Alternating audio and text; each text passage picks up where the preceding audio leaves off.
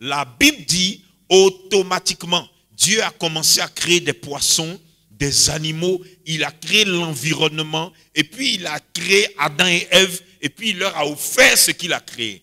Donc, quand tu rencontres l'esprit de la prophétie, la première chose qu'il va faire, il va créer un nouvel environnement pour toi. Et quand il crée l'environnement, il va te prendre où tu étais et il va te déposer dans l'environnement là. Maintenant, dans cet environnement, la Bible dit, il y avait de l'or, il y avait du diamant, il y avait des pierres précieuses, il y avait des fruits, il y avait de bonnes choses, il y avait des animaux, il y avait des arbres, il y avait des ruisseaux. Et puis il dit, Adam, voilà, c'est pour toi. Quand il te prend, qu'il te met dans un environnement où il y a Dieu, automatiquement il te donne un conjoint ou bien une conjointe. Si le conjoint ou la conjointe n'est pas encore là, ça veut dire que soit tu n'es pas avec l'esprit de la prophétie, tu n'as pas encore rencontré l'esprit de la prophétie, ou le temps du conjoint n'est pas là. Quand je te dis que si le conjoint ou la conjointe n'est pas encore là, c'est que tu n'as pas encore rencontré l'esprit de la prophétie. Tu vas te dire que, mais pour que le conjoint, ma femme ou mon époux viennent là, normalement, c'est le temps de Dieu. Mais tu as un problème. Tu as un problème parce que l'esprit de la prophétie, il n'aime pas durer pour faire du bien. Il n'aime pas durer. L'esprit de la prophétie est venu. Il dit que la lumière soit. Il a pris 7 jours. Il a fait les animaux. Il a fait le jardin d'Éden. Et puis il a créé Adam. Et puis il a donné Ève. Ce n'est pas 7 ans. Il faut dire, je refuse d'attendre. Je n'attends plus. Ça a trop duré. Je prophétise et je proclame que mon ciel s'ouvre. Et que tout vient maintenant. Au nom de Jésus. Les attentes trop longues, c'est démoniaque. Dieu dit, je n'ai pas de programme dans mon cœur te concernant où il y a le malheur dedans. Pourquoi tu veux que pour te marier, ça dure? Pourquoi tu veux qu'un époux, ça dure? Pourquoi tu veux qu'une épouse, ça dure?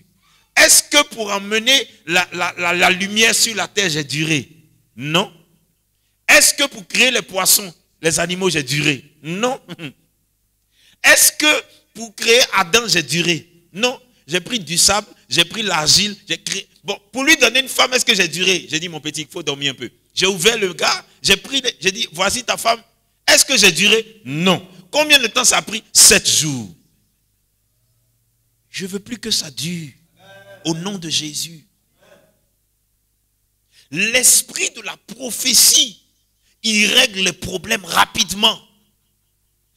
Le problème, c'est est-ce que tu le connais? Est-ce que tu le comprends? Est-ce que tu as appris à marcher avec lui? Parce que Ève et Adam n'avaient pas bien appris. C'est pour ça que Satan est rentré dans leur 4,50 m. Mais quand bien même Satan est rentré, Dieu, il a prévu des portes de sortie. Écoute, je ne sais pas dans quoi tu es. Je ne sais pas s'il y a un gars qui te coince. Je ne sais pas s'il y a une go qui te coince. Mais tu peux briser cette cage pour quitter dedans. Il y a toujours une porte de sortie. La première porte de sortie que Dieu te donne, c'est de méditer la sainte parole de Dieu. Si tu médites correctement, il n'y a aucun péché, aucune cage qui va te contenir. À force de méditer, la deuxième clé pour t'en sortir, c'est le jeûne. Si tu t'habitues à méditer et à jeûner, tu vas voir que tu auras une force pour vaincre les choses que Satan a mis dans ta vie, mais qui ne sont pas de l'esprit de la prophétie. Si tu t'habitues à prier, tu vas voir que comme tu ne pries pas à la maison, l'esprit te dit aujourd'hui c'est mardi, il faut partir, ils sont là-bas. Si tu t'habitues à prier, tu vas sentir que comme tu ne pries pas, l'esprit te dit il faut partir, c'est jeudi aujourd'hui, ils sont là-bas, va avec eux. Pourquoi? Parce que l'esprit de la prophétie n'était pas sur Saül. Samuel, le prophète, lui dit, faut partir, il y a des gars qui descendent de la montagne, il ne faut pas les rater. Va vite, il s'en va. Ils vont descendre en chantant. Quand tu les vois, mets-toi au milieu d'eux. Le problème, c'est que tu refuses de te mettre au milieu de ceux qui ont l'esprit de la prophétie. Il dit, rentre dans l'esprit de la prophétie. Tu veux du travail, rentre avec l'esprit de la prophétie. Tu veux te marier, rentre avec l'esprit de la prophétie. Tu veux devenir un homme d'affaires, rentre avec l'esprit de la prophétie. Tu veux devenir une femme d'affaires, va avec l'esprit de la prophétie. Tu as des projets, marche avec l'esprit de la prophétie. Tout ce que tu veux faire, marche avec l'esprit de la prophétie. Pourquoi? Il a un deuxième nom, l'admirable conseiller. Tous ceux qui se sont confiés aux hommes de Dieu ont échoué. Je ne suis pas là pour remplacer l'esprit de la prophétie. Parce que moi-même, il m'utilise. Je suis là pour te dire, il y a un esprit qui s'appelle le Saint-Esprit de l'Éternel, le Saint-Esprit de Jésus-Christ de Nazareth. On l'appelle l'esprit de la prophétie. 1 Corinthiens 14, verset 3 dit, celui qui prophétise, au contraire, parle aux hommes. Et je suis venu te parler de la part de l'esprit de la prophétie. Il dit, il parle aux hommes, virgule, il les édifie, il les exhorte, il les console. Or, le troisième nom de l'esprit de la prophétie, c'est le consolateur. Tu crois que l'esprit de la prophétie n'est pas fatigué que tu pleures? Essaie de comprendre comment marcher avec l'esprit de la prophétie.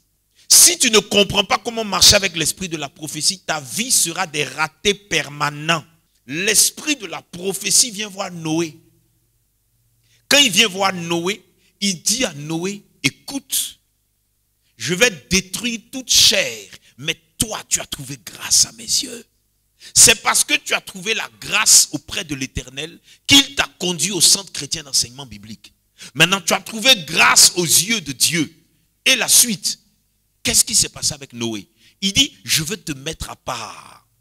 Toi, ta femme, tes enfants et quelques animaux, puisque les impies ne veulent pas aller avec vous, mettez-vous à part.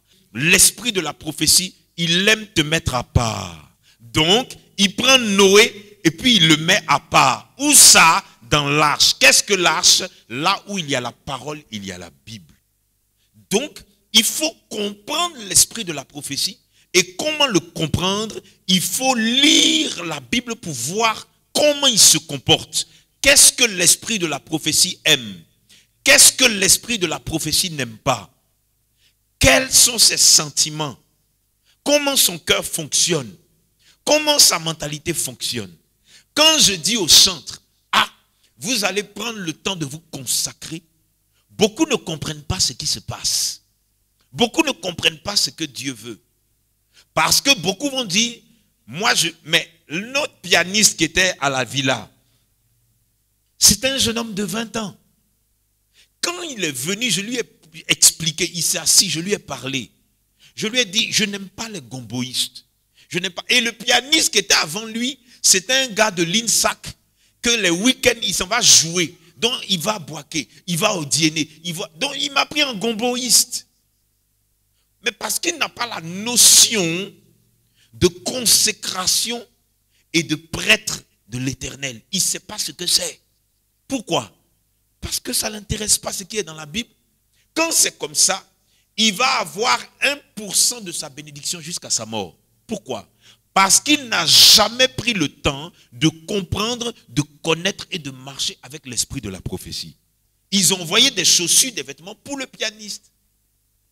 Mais qu'est-ce que le Saint-Esprit dit? Quelqu'un à l'église qui t'offre un téléphone peut t'offrir une maison ou une voiture. Le pianiste n'a pas compris cette dimension. Donc, il a dit un matin que lui préfère ses gombos. Je lui ai dit, il n'y a pas de problème. Au départ, il jouait les pieux. Mais il y a un problème quand tu rentres dans la maison de Dieu et tu ne tiens pas compte que dans la maison de Dieu, il faut embrasser la présence de Dieu. C'est personnel. Quand tu embrasses la présence de Dieu, tu as embrassé l'esprit de la prophétie. Or, l'esprit de la prophétie, il est la clé de ta destinée.